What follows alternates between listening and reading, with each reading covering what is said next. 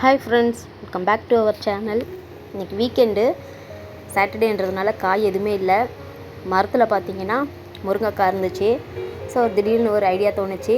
முருங்கைக்காவை பறித்து வீட்டில் ரெண்டு உருளைக்கிழங்கு மட்டும் இருந்துச்சு. இந்த உருளைக்கிழங்கும் இந்த முருங்கைக்காயும் போட்டு நம்ம ஒரு குருமா ரெடி பண்ணிடலாம் அப்படின்னு சொல்லிட்டு, அதனால் என் ஹஸ்பண்ட் கேட்டேன். எல்லாமே காய் பார்த்திங்கன்னா ரோட் சைடில் தான் இருந்துச்சு. அதனால் அவங்கள பறிக்க சொன்னேன். அவங்க பறித்து கொடுத்தாங்க. ஸோ இப்போ இது ரெண்டுமே வச்சு நம்ம சூப்பரான என்னோடய ஸ்டைலில் ஒரு உருளைக்கிழங்கு முருங்கைக்காய் குருமா தான் செஞ்சுருக்கேன். நல்லா சாப்பிட்றதுக்கு ரொம்ப டேஸ்ட்டாக இருந்தது ஃப்ரெண்ட்ஸ். எல்லாருமே நல்லா இருந்துச்சுன்னு சொன்னாங்க. கறி குழம்பு மாதிரி இருந்துச்சு அப்படின்னு கூட என்னை பாராட்டினாங்க. ஸோ நீங்கள் இதே மாதிரி செஞ்சு பாருங்கள். காய் இல்லாத நேரத்தில் இந்த மாதிரி ஒரு காய் 2 காய் வச்சு நீங்கள் இதை முருங்கைக்காயில் தான் பண்ணணுன்ட்டு இல்லை, எந்த காயில் வேணாலும் பண்ணலாம். ஸோ சூப்பராக இருந்துச்சு. நீங்கள் கண்டிப்பாக நான் சொல்கிற மாதிரி செஞ்சு பாருங்கள். செஞ்சு பார்த்துட்டு எனக்கு கமெண்ட் பண்ணுங்கள் ஃப்ரெண்ட்ஸ். ஓகே, இப்போ நம்ம இந்த குருமாவை எப்படி செய்யலான்றதை நம்ம வீடியோக்குள்ளே போய் பார்க்கலாம். வீடியோக்குள்ளே போகிறதுக்கு முன்னாடி சேனலை சப்ஸ்கிரைப் பண்ணுங்கள் ப்ளீஸ்.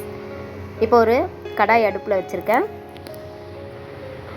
அதில் தேவையான அளவு நான் எண்ணெய் சேர்த்துக்கிறேன். எண்ணெய் ஒரு 4 ஸ்பூன் நான் ஆயில் சேர்த்துக்கிட்டேன். எண்ணெய் நல்லா சூடான உடனே ஒரு ஸ்பூன் சோம்பு, 2 பட்டை, 2 ஏலக்காய், 2 லவங்கம், ஒரு 2 பிரிஞ்சி இலை, இது மட்டும்தான் நான் சேர்த்தேன்.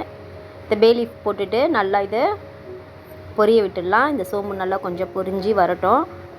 லைட்டாக நம்ம வதக்கிக்கலாம். பாருங்கள், இந்த அளவுக்கு பொரிஞ்ச உடனே வெங்காயம் 2 வெங்காயம் ரஃப்பாக சாப் பண்ணி வச்சுருந்தேன்.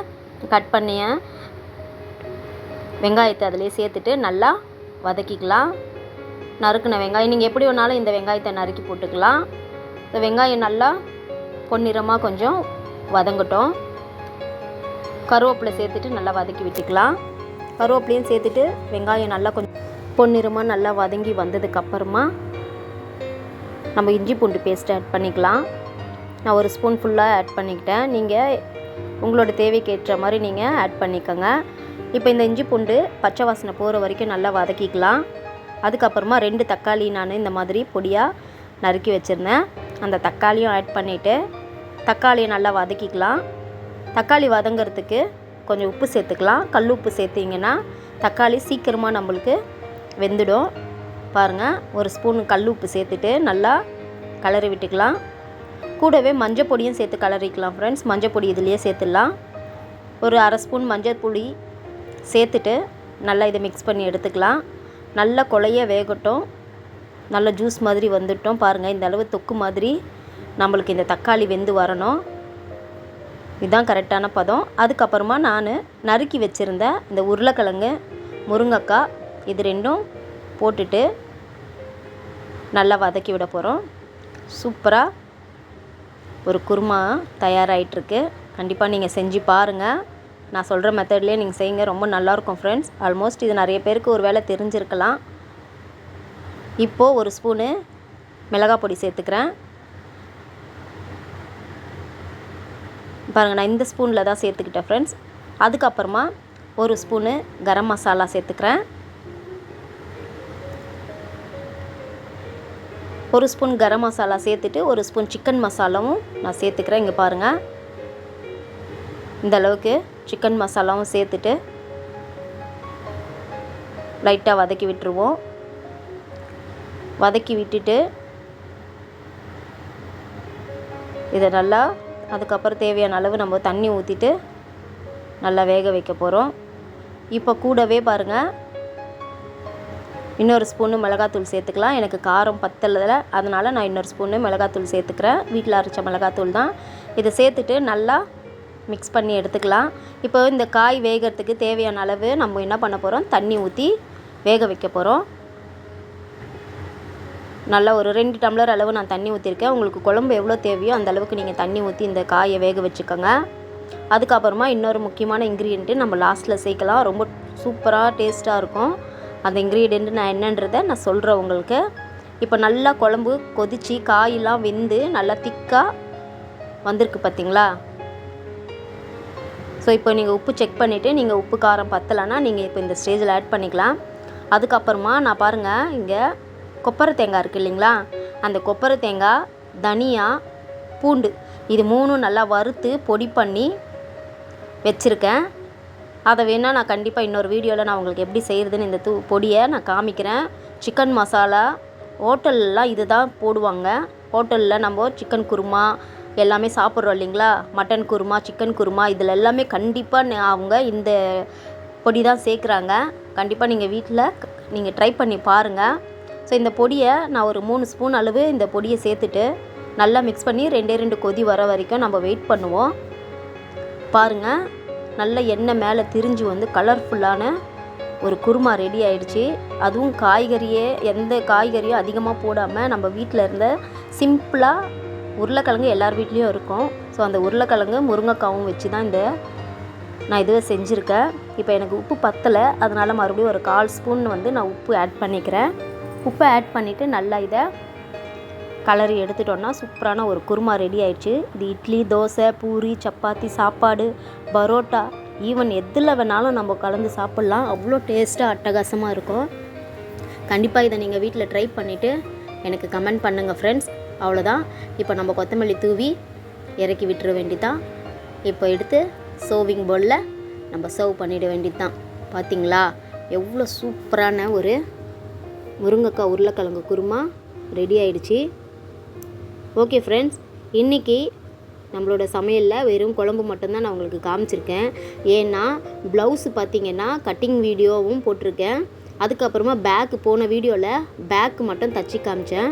ஸோ இப்போ நம்ம அந்த ப்ளவுஸை ஃப்ரண்ட்டு தான் தைக்க போகிறோம் ஃப்ரெண்ட்ஸ். அதனால் நான் இந்த சமையலை வெறும் குழம்போடு நான் முடிச்சிட்டேன். இப்போ வாங்க நம்ம அந்த ப்ளவுஸை எப்படி ரெடி பண்ணுறதுன்னு தைக்கிறதுன்னு நான் காமிக்கிறேன். ஃப்ரண்ட்டு பார்ட்டு அவ்வளோதான் ஃப்ரெண்ட்ஸ். குழம்பு சூப்பராக ரெடி ஆகிடுச்சு. இப்போ நம்ம இந்த ப்ளவுஸு ஃப்ரண்ட் பார்ட்டை தைக்க போகிறோம். நம்ம அந்த வரைஞ்சி வச்சுருந்தோம் இல்லைங்களா, 6 இன்ச்சு நான் எடுத்திருந்தேன். ஃப்ரண்ட்டு இறக்கும் அந்த 6 இன்ச்சு அப்படியே அது மேலேயே நம்ம தையல் போட்டுட்டு அதை அப்படியே கட் பண்ணி அந்த பார்ட்டை மட்டும் தனியாக எடுத்துகிட்டு பாருங்கள், எக்ஸ்ட்ரா இருக்கிறதெல்லாம் நம்ம இப்போது கட் பண்ணி எடுத்துடலாம். லைனிங் தான் நம்மளுக்கு வந்து மெயின். இப்போ அதில் நாச்சு போட்டுட்டு அதை திருப்பி விட்டுட்டு அந்த லைனிங் மேலேயே நம்ம எட்ஜில் தைக்க போகிறோம். அந்த எட்ஜிலேயே தைச்சி விட்டுட்டு நம்ம திருப்பணுன்னா அந்த ஷேப்பு நம்மளுக்கு அப்படியே சூப்பராக கிடைக்கும். பாருங்கள், ரவுண்டு நெக்கு எந்த அளவுக்கு நம்மளுக்கு கிடச்சிருக்கு. ஃப்ரண்ட்டு நான் பேக் ஆல்ரெடி போன வீடியோவில் நான் காமிச்சிருந்தேன். இப்போ ஃப்ரண்ட்டு தான் நான் தைக்கிறேன். ஸோ இப்போது இதை நெக்கு தைச்சாச்சு. இப்போ என்ன பண்ணலாம், அப்படியே சுற்றிலும் நம்ம ரஃப்பாக ஒரு தையல் போட்டுட்டு அந்த எக்ஸ்ட்ரா பீஸ் எல்லாமே நம்ம கட் பண்ணி எடுத்துக்கலாம்.